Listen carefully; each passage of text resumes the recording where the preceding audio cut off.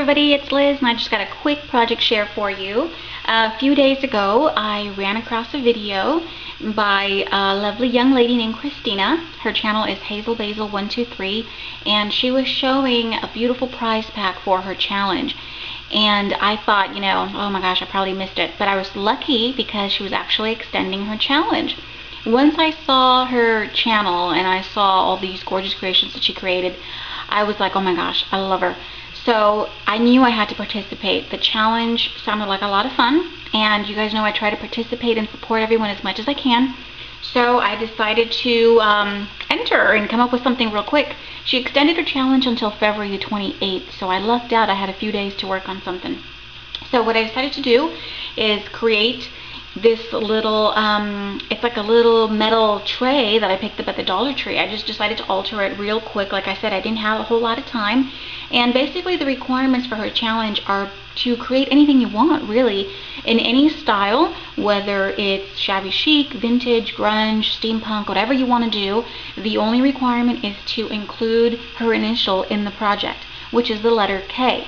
You have to have that somewhere in your project. So I thought, that's pretty easy. I could come up with something. And so this is my submission to her challenge. And again, her channel is HazelBasil123. I'm going to put the link below to her channel. Go check her out. I just stumbled upon her channel, but her work is amazing. She has some absolutely gorgeous creations. And I can't wait to finish, checking out the rest of her videos. She's just amazing. So, and yeah, so anyways, I decided to alter this little tray. And like I said, this is just a little metal tray that you can pick up at your Dollar Tree.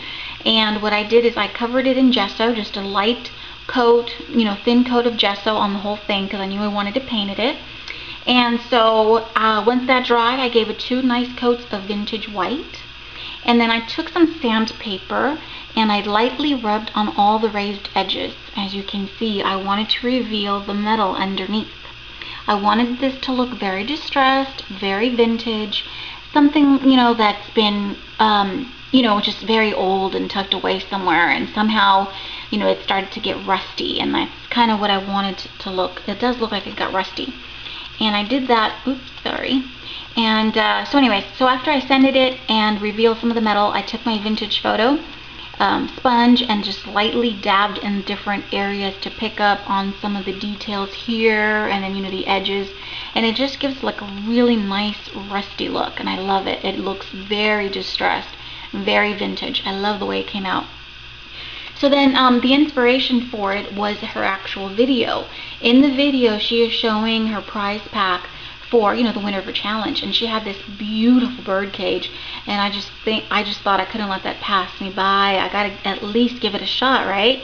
But that was the inspiration, because I know she loves bird cages and I know she loves shabby chic, so that's the style that I went for, a little vintage, a little shabby. And I had 1 sheet left of the Little Miss collection by Bo Bunny from that altered dresser I was working on a few days ago. So I took that and I cut that out, and it just fit perfectly here. And the bird cages with the beautiful flowers on the inside, the script, and then some of this distressing going on. There's like a subtle pattern in the background. It was just perfect. It gave it that really vintage, shabby feel that I wanted. And so I distressed all of the edges of the paper, or the whole edge I should say, with vintage photo to age it up a bit. And I think that came out real pretty, and all I did is I just Mod Podged it right on here, and it's really, really pretty. And also, I'm loving these little vines inside the bird cages with the rosebuds. I decided to create my own, and here's the little vine that I created. And all I did is I took one of the, I had some Petals vines here. I picked these up a Tuesday morning a while back, but as you can see, they had like these little buds. And some of them are red and some of them are yellow, and of course neither one of those colors would work with the project I was working on. So all I did is I just took the vine and I cut these guys off, all these little buds, and I created my own using some flowers from my stash. I took these little pink flowers, and some of them I left whole as they are, and then what I did to make some of these buds, I took the layers off some of the flowers, and I took some hot glue. And because it already has like a pre-made hole, I just kind of made it a little bigger.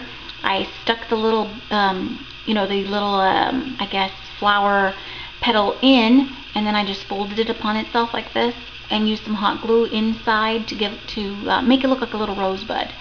And then some of them are closed, some of them, you know, are opened up a little bit more. It's just different variations of them, but I really like the way that those came out. Very pretty. So, you know, I think I did pretty good for making my own vine. And of course all the flowers are pink because I wanted to mimic the one inside the birdcage. Really pretty. And I used gesso on the branches themselves to tone them down because they're like really dark brown. And then gesso on top of all the flower buds as well, and the roses. So really, really shabby. And then up here I just have like a little acrylic butterfly. This I picked up at Michael's. It was on clearance for 99 cents. And it's in the Celebrated brand. It's you get total of 8 little butterflies. Did I say flowers? I don't know. Butterflies.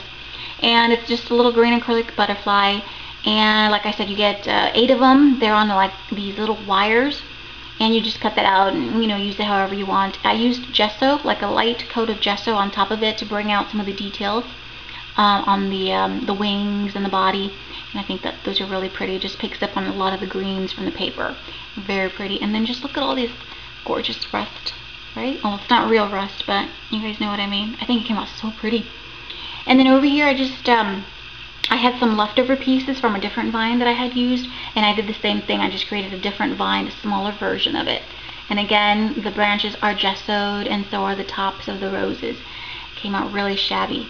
Down here, I just created a little bow out of seam binding that I crinkled up and dyed myself using the Lindy Stamp Gang in South Shore Sand. I wanted to give it like a stained, like a tea stain look, very vintage. The South Shore Sand is not as dark as I would have liked. So then what I did is I just took some Distress Stain from Tim Holtz, you know, the vintage photo.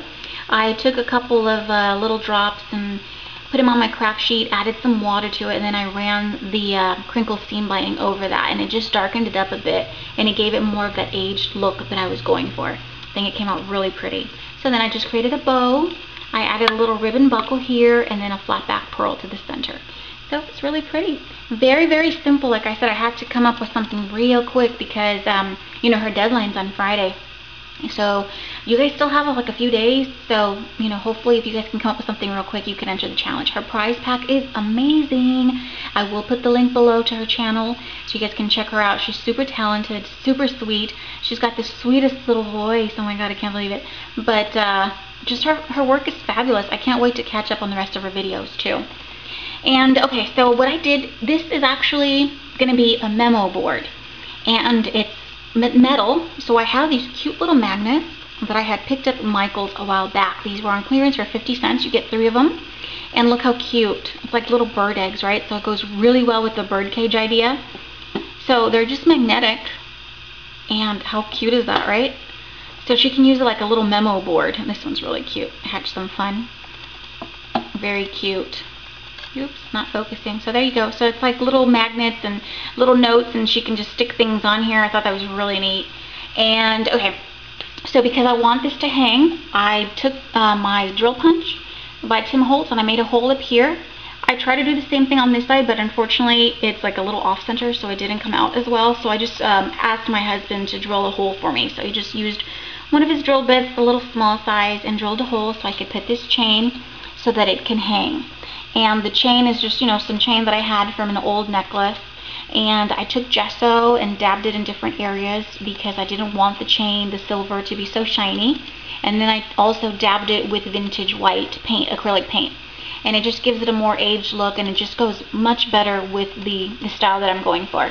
And of course you have to have her initials somewhere in your project. So all I did is I added this cute little K charm, this little metal charm from Michael's. And I did use gesso on the top of it and some vintage white to tone it down a bit. So it's cute. So K for Kristina.